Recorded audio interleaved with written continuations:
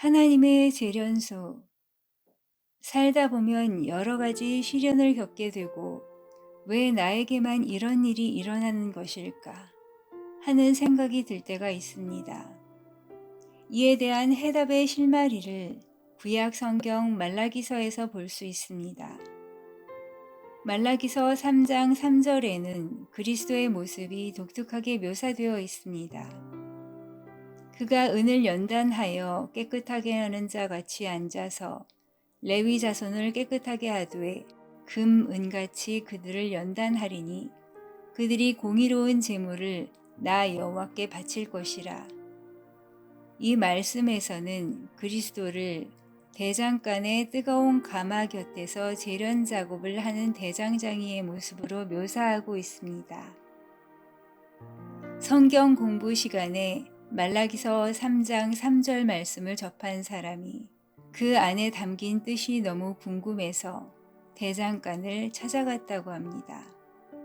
대장장이는 도가니 앞에 앉아서 뜨거운 주물을 뚫어져라 바라보고 있었습니다. 궁금해진 그가 대장장이에게 물었습니다. 여기 계속 앉아서 지켜보시나요? 아니면 다 끝난 다음에 와서 확인하시나요? 대장장이가 대답했습니다. 도가니를 계속 지켜보고 있어야 됩니다. 너무 뜨거워지면 은이 상해요. 은에 내 얼굴이 비치면 재련 작업이 끝난 걸 알지요. 그렇습니다. 왜 나에게만? 이라는 질문에 대한 답이 대장간에 있었습니다. 재련하는 이는 뜨거운 그릇을 사용합니다. 하나님은 우리를 귀하게 여기십니다. 금을 캐는 사람이 광맥을 소중히 여기는 것보다, 엄마가 아이를 소중히 여기는 것보다 우리를 훨씬 더 귀히 여기십니다. 하나님은 우리가 최고의 모습이 되기를 바라고 계시고 그렇게 되라고 격려하십니다. 재련을 하는 사람은 금속에서 불순물을 제거하여 제품의 가치를 높이는 일을 합니다. 하나님은 우리 삶에서 여러 불순물, 즉 갖가지 죄를 없애십니다. 하나님의 대기실에서라는 책을 쓴 리만 스트라우스는 어린 시절에 어머니가 구워주시던 케이크를 떠올리면서 자신이 겪는 고난의 의미를 성찰했습니다. 케이크를 만들기 위해서는 밀가루, 베이킹 파우더, 식용유, 달걀 등 다양한 재료가 들어갑니다. 이 재료들을 하나씩 놓고 보면 그렇게 매력적인 간식거리가 아닙니다. 하지만 이 모든 재료를 적절히 섞어서 적절한 시간 동안 구우면 맛있는 후식이 만들어집니다. 살다 보면 맛없어 보이는 경험을 할 때가 있습니다. 하나님이 내 인생을 엉망으로 만드시네 하고 소리치고 싶은 유혹이 밀려올 수 있습니다. 그럴 때 모든 문제에 대해 가장 잘 아시는 하나님이 일하고 계심을 인정하면 큰 힘과 평강을 얻을 수 있습니다. 하나님은 인생을 재련하시는 분입니다. 우리를 재련할 때 하나님께서는 어떤 용광로를 사용하실까요? 고통, 부상, 질병, 만성질환, 이 모든 것들을 하나님께서는 용광로로 이용하십니다. 자녀를 키우며 겪는 어려움, 부모님과의 갈등, 재정적인 곤란 등 여러 가지 심각한 문제들이 우리 삶의 용광로로 작용합니다. 우리의 삶은 커다란 학교이고 그 모든 고난은 우리를 잘 가르치는 선생님입니다. 중요한 교훈 가운데 어떤 것들은 고난이라는 선생님에게서만 배울 수 있습니다. 로버트 브라우닝 해밀턴의 시를 소개합니다. 기쁨과 함께 오리를 걸었다. 그녀는 길 가는 내내 수다를 떨었지. 그런데 나는 더 지혜로워지지 않았다. 그녀가 그렇게 많은 말을 했건만. 슬픔과 함께 오리를 걸었다. 그녀는 한마디 말도 없었지. 그런데 그녀에게서 참 많은 것을 배웠다. 슬픔이 나와 함께 걷던 그 시간. 우리를 재련하시는 하나님은 우리 삶이 뜨겁게 달구어지도록 하시는 동시에 지나치게 뜨거워지지 않도록 지켜보십니다. 은을 재련할 때 너무 뜨거워지면 은이 망가지듯 우리가 겪는 시련의 온도도 너무 뜨거우면 삶을 상하게 하기 때문입니다. 고린도전서 10장 13절에 기록되어 있는 격려의 말씀을 기억합시다.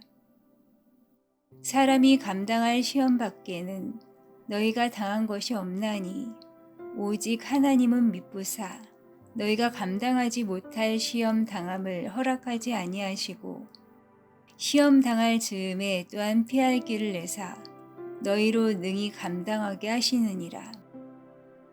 시련은 우리를 아프게 하지만 시련이 주는 상처가 영원한 것은 아닙니다. 여기에 한 가지 조건이 있습니다. 우리 삶을 재련하시는 하나님 곁을 떠나지 말아야 합니다. 재련하는 이는 목적을 갖고 일합니다. 큰 고난을 겪고 있던 한 젊은 그리스도인 여성이 연세가 많은 분께 하소연했습니다. 자매님 말씀처럼 하나님이 나를 사랑하신다면 왜 나를 이렇게 만드셨을까요? 나이 많은 여성이 대답했습니다. 하나님은 지금 너를 만들고 계시는 거야. 하나님은 우리를 재련하며 천국을 소망하게 하십니다. 눈물을 통해서 보면 천국 저 멀리까지 볼 수 있습니다. 어려운 시절을 겪는 동안 좋은 성품이 다듬어집니다. 하나님은 우리를 재련하며 믿음을 시험하십니다. 선박이 지닌 가치는 항구에 편하게 정박해 있을 때 결정되는 것이 아니라 폭풍우 속에서 파도를 뚫고 나아갈 때 결정됩니다. 우리의 믿음이 삶의 풍랑을 헤쳐나갈 수 없다면 그 믿음은 가치가 없습니다. 하나님은 우리를 재련하여 지금 누리는 복들에 감사하게 하십니다. 사육한 새를 몇 주 동안 어두운 환경에 두고서 소리내는 방법을 배우게 한 후 햇빛이 있는 곳으로 옮겨주면 훨씬 더 달콤하고 아름답게 노래한다고 합니다. 하나님께서 우리를 고난이라는 어두운 방 속으로 데려가실 때가 있습니다. 삶의 햇빛 속으로 다시 나왔을 때 우리가 드리는 찬양의 노래가 그 어느 때보다 감미롭게 되도록 하시기 위함입니다. 하나님은 우리를 재련하여 타인을 위로하는 법을 배우게 하십니다. 힘든 일을 겪고 있는 사람이 있을 때 그가 처한 사정에 대해 잘 알지 못하는 상태에서는 진심으로 공감하기가 어렵습니다.